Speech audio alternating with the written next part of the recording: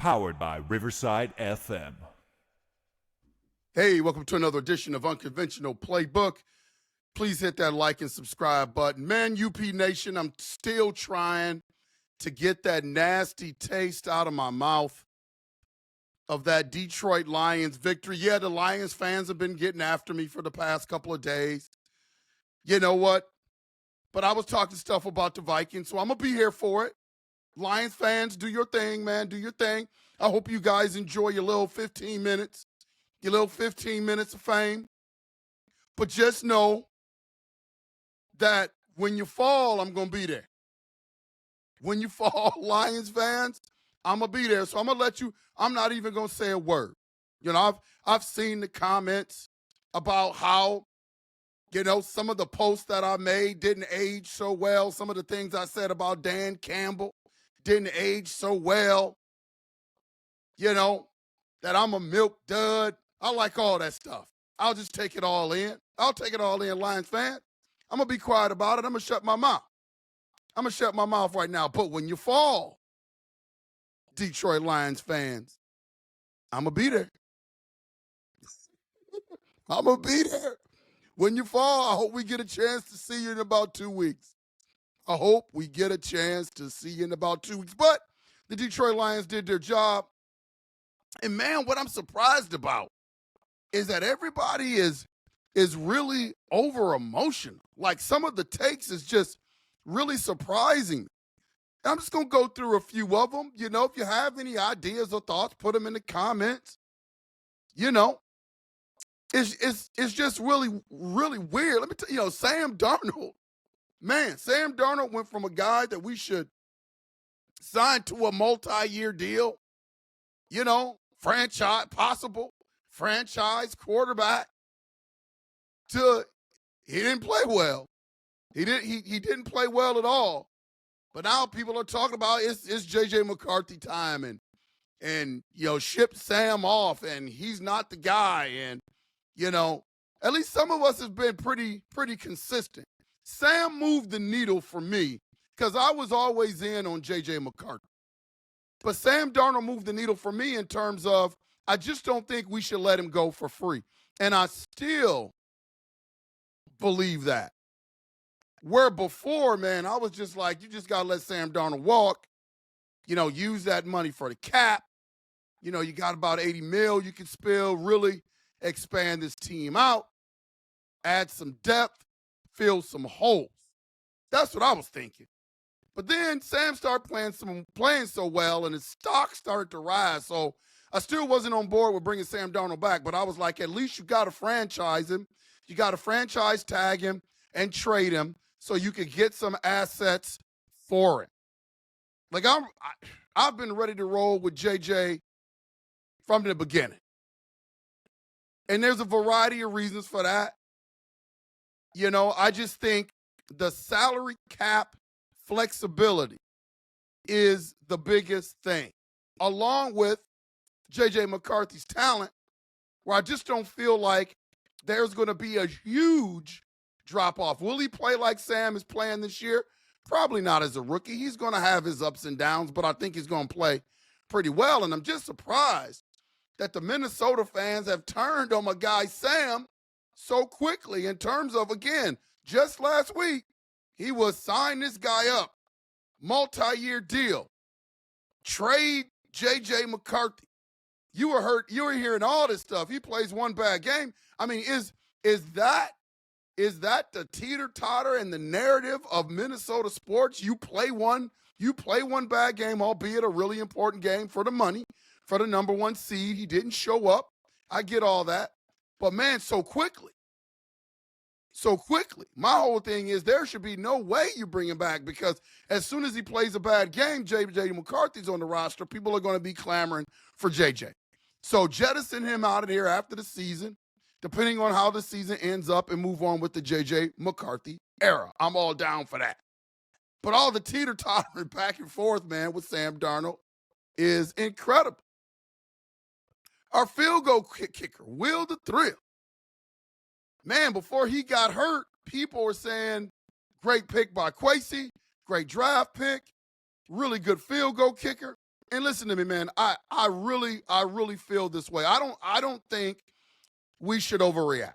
Did he cost us some possessions in Sunday's game? Yes, he didn't play well, missed some kicks, just didn't play well. The kick out of bounds, man, before halftime, dude, that was crucial. That was crucial. That was one of the crucial parts and one of the things that we missed an opportunity on. And they allowed the Lions to score a field goal before halftime. I just thought that was huge. Here's my take on Will the Thrill, man. I don't think he's healthy. I'm just going to tell you. I think they rushed him back too fast. I think he rushed himself back too fast. As you know, since he's come back, he just has not looked the same. So I wouldn't throw away a hot commodity. I wouldn't throw away a hot commodity because he is hurt. Pretty much, I mean, I don't know this for a fact. I don't have any resources in the building, but the eye test tells me that he is injured.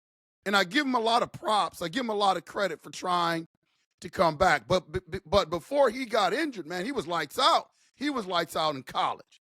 So he has a resume and a history of being a pretty good kicker. Why would you want to throw that away off a couple of bad games, especially when he's coming off an injury, man?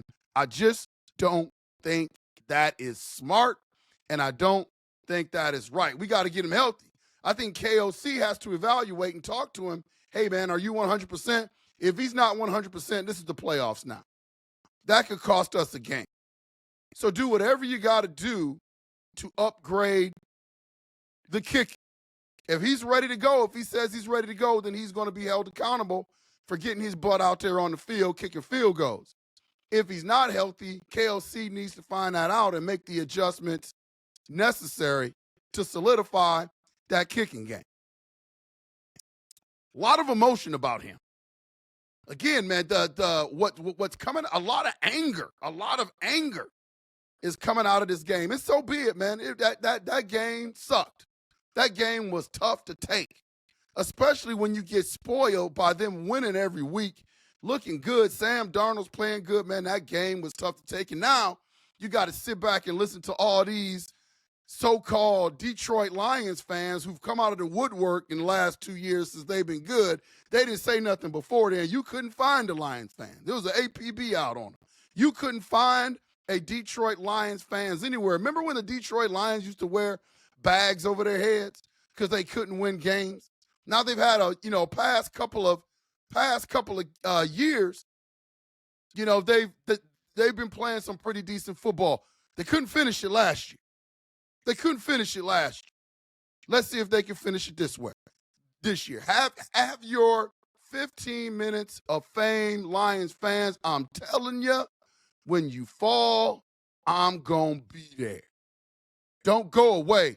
Don't run and hide. When you fall, I'm going to be there, Detroit Lions fan. Another thing, Minnesota Viking fan, people talking about KOC. And, I was watching another podcast, and a lot of people were putting thoughts in the comments about fire KOC. KOC was last week big-time candidate for Coach of the Year. Now people want to get rid of him.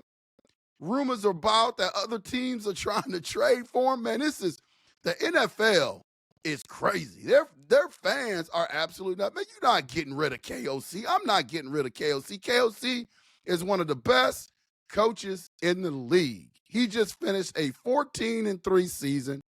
2 years ago, he had a 13-3 season. You're about to throw away that? Is he the perfect coach? No, but show me a perfect coach in the NFL. If we are going to win a Super Bowl, it is going to be with KOC at the helm. And we have a better I don't want to hear anything about B-Flow's defense. I'm telling you that right now.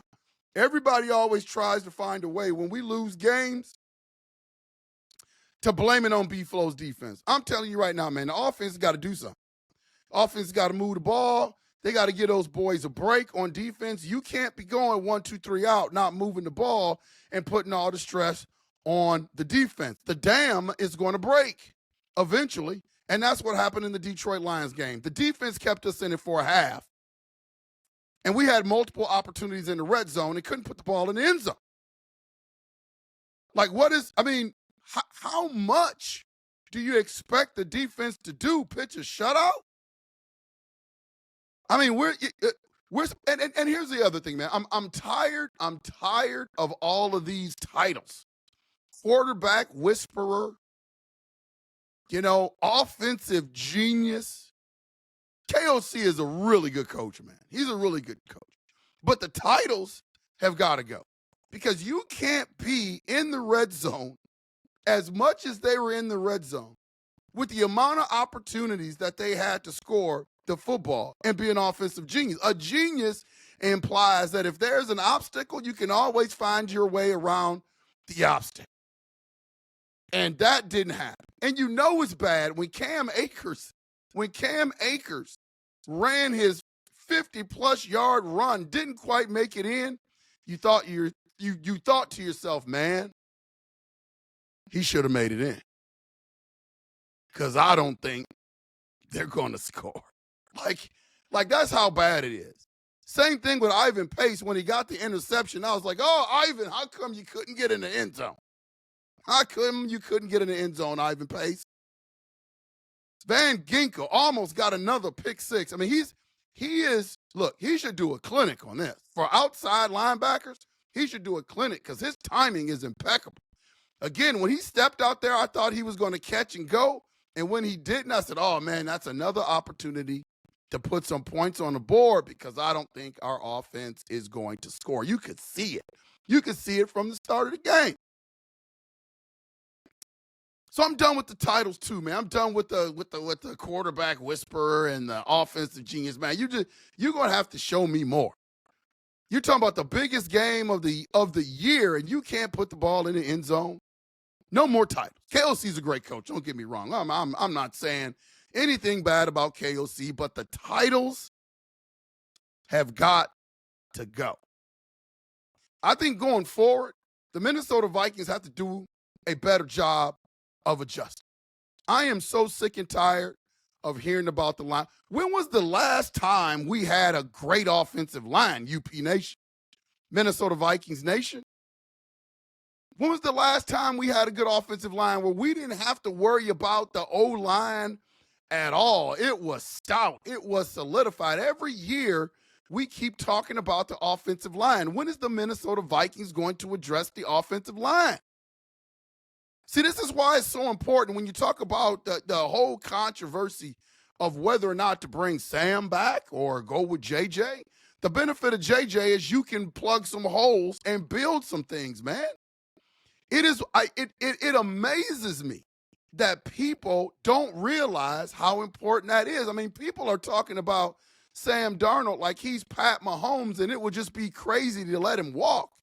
For me, he's had a stellar season, but he doesn't have a resume where you could just say that for sure. And the benefits that the Minnesota Vikings would have in terms of all the cap money, again, close to $80 million in cap space, which puts us 5th or 6th on the list, I believe, if I'm not mistaken, gives you a lot of salary cap flexibility, along with Kwesi Adofo-Mensah, who has an affinity for getting deals done. And then you talk about the culture of the Minnesota Vikings. Everybody is hearing about how great it is to be up in Minnesota and be a part of the Minnesota Vikings program and organization. The reputation right now in the NFL, there is no team with a higher reputation than the Minnesota Vikings franchise. So now you add that to all the cap space we got. Why wouldn't we want to take a risk on a bona fide winning quarterback who's won at every level? And in his small sample size in preseason, and I know it's preseason before you jump all over me, I know it's preseason, showed what he can do in the limited amount of work. And I know it's preseason, but you saw it. You had to see it. It felt really good. And then you have the track record of KOC working with quarterback. You add a winning DNA quarterback with KOC and with $80 million in salary cap money on top of what we already have on this squad thus far. The Minnesota Vikings are in a great spot. They just can't screw it up. They can't let emotions take over. They can't listen to the national media pundits. They can't listen to people that don't know football that's telling you to sign Sam Darnold to a multi-year deal. They've got to stick to the plan. Stick to the plan. Build on top of this already great team. Go to a quarterback with that winning DNA. Sign Sam Darnold. Franchise tag Sam Darnold. Recoup some of those picks that you lost in the trades. And if you do that, you do everything perfectly, and it's going to set the Minnesota Vikings up for a lot of years. Now, here's what KOC needs to do. The offensive line is not going to change overnight, and I'm tired of hearing about it. Here's what KOC is getting paid for, making the adjustments. You got to roll out Sam Darnold, get him away from that pocket sometimes. You've got, I sound like a broken record, but you've got to incorporate a freaking quick game. Get the ball out of his hands.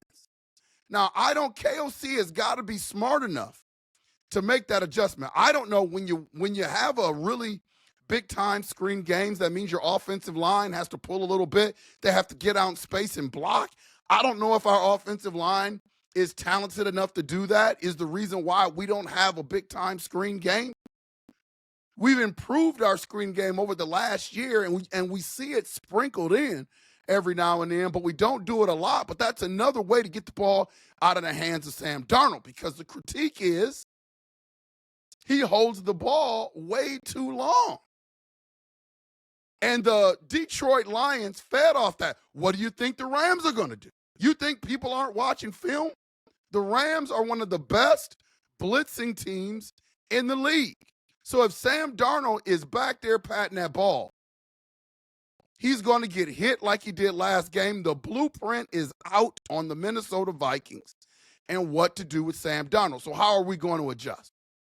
If the Minnesota Vikings do not adjust in terms of getting the ball out of the hands of Sam Darnold quickly or moving him out of the pocket, it is coaching malpractice. That will be unacceptable as a fan. Like, you've got to make that adjustment. I'm a layman. I'm a basketball coach. I don't know how to install things in football, but I know the game, and I know that's an adjustment that KOC has to make. If he comes back with the same sort of game plan as he had against the Detroit Lions, it's going to be a long night. Incorporate the quick game. I would rather do that with Jordan Addison, having him run off some screens more so than Justin Jefferson. I just think from point A to point B, Jordan Addison is just a little bit more shifty than Jets.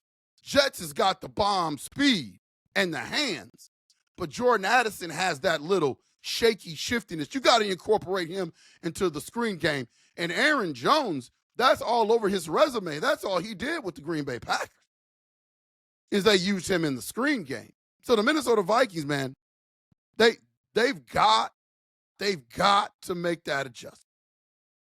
Now, again, this is not a criticism of my guy KOC or B-Flow or anybody like that. Man, but I coach the game, and whenever you have big games, you always evaluate the opponent that is across competing with you.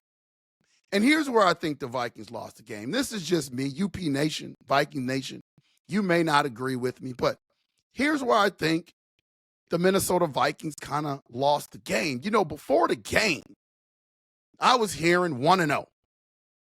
Before the game, I was hearing, if we lose, this is not the end of the world because we're still in the playoffs. I'm sure you guys heard that too. I can't be the only one that's heard that. I'm sure you heard it too. We're not going to take this game too seriously. Even though it's for the number one seed, we understand the impact and we understand the importance of it, but it's not the end of the world. This was the verbiage coming out of the Minnesota Vikings organization into the media, and people were kind of spreading it around. Listen to me, man. When you go up against a pit bull, you don't bring a poodle. You don't. And you don't bring a poodle's mentality. You've got to bring a pit bull's mentality. Those brothers over there in Detroit, those are some rough dudes. Those dudes compete. Think about the mentality of that team Sunday night. They're on one leg. They've got 16 dudes out on IR, whatever the number is. They got 16 dudes, and they're out there playing press man, taking away some of the best weapons in the league. Coach on the sideline, chewing tobacco, teeth brown as hell. Rookies talking stuff in the media. Fans who you haven't seen in about 30 years, last 2 years, stepping up. Defensive coordinator talking about we just going to play. We just going to line up and play. I'm not thinking about all the injuries.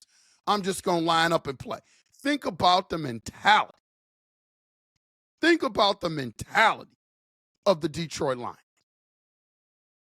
You can't come into a fight talking about it's just 1-0 and we're in the playoffs and we're happy and we're content. We're not going to make too much of this game. You know, I'm an Ohio State Buckeye fan. And we had a quarterback on our team last year that said the Michigan game was just another game. And we got shelled. See, I think there's certain games, and there's nothing wrong with this. I think if you look in, the coaching textbook, they're going to say to keep your guys at an even keel. Sometimes you got to pump your guys up a little bit, and you got to take them to places. You got to make them understand, and you've got to take them to places that they've never been mentally. Sometimes when you line up for war, sometimes when you go against some dogs like the Detroit Lions, sometimes the mentality has to be a little bit different. Sometimes. The Detroit Lions are some rough dudes, man. Those dudes are out for blood, and they're nasty, and that's what gets them over the hump a lot of times. So you got to come and meet them. You got to draw a line in the sand and meet them nose to nose, forehead to forehead, and smack them in the face. And I think the Detroit Lions, credit to them and their coach, they have that type of mentality that is permeated throughout their locker room and their organization. Those are some rough dudes. And they are going to be a tough out in the playoffs. I still think they're going out. Because I think somebody, and I hope it's my Minnesota Vikings, I think somebody is going to bring their team to that place. They're going to bring that team to that place with that mentality, and they're going to meet those pit bulls. And I think that's what was missing. The Detroit Lions are a direct reflection of their head coach. And I think the book on KOC is that he's a nice guy. He's a culture builder. He works well with others. He's got the collaboration. He helped them through the competitive rebuild, all this nice guy stuff. Well, to make it to where KOC has made it as a player, he's got to have a little bit of dog in it. And I believe he does. I don't believe he shows it to outsiders all the time or the national media all the time, but KOC's got a little bit of dog in it. He's got to be a dog in practice this week leading up to that Rams game. And then he's got to be a dog next week if we are fortunate enough, and I say fortunate enough, I'm hoping Green Bay doesn't win where they get the opportunity to go to Ford Field and knock off the Detroit Lions. I hope we get the opportunity to go back and knock off the Detroit Lions. But that week leading up to that game, KOC's got to bring the Minnesota Vikings to places mentally that they have never been. And that's how you meet the Detroit Lions. The talent is better. Our team is better than the Lions. But mentally, the Lions think they're better. And sometimes when you have faith like that, man, it carries over to the physical parts of your game. I see it every day in coaching. What you got to do is chip away at all that confidence and meet them nose to nose. And when you've been on the mountaintop for a little bit and you've been able to bully people, take cheap shots at them, talk crap in the media, when you do that for a while, you get a little bit content that everybody's going to back down. But as soon as that person puts their nose up into your nose and crosses that line, things could get a little bit different. And that's what KOC has to do with the Minnesota Vikings. That's what we didn't have on Sunday night. The effort was there. I'm proud of the boys. The effort was there. I'm still going to ride with the Vikings until the wheels fall off. But the one thing they have to change is their mentality when they are behind enemy lines. And that's what I'm looking forward to if the Vikings have another opportunity to play the Detroit Lions. But first things first, we got the Los Angeles Rams that we have to take care of. They beat us once. They beat us once. It's time to have a little bit of get back. This has been Unconventional Playbook. Please hit that like and subscribe button. Continue to help this station grow. Got a lot of great things planned for UP Nation. Can't wait. Got some good content coming up. Minnesota Vikings headed to Los Angeles Monday night, SoFi, to play the Los Angeles Rams. We'll make sure to see you when we see you. Latrey, you know what to do, man.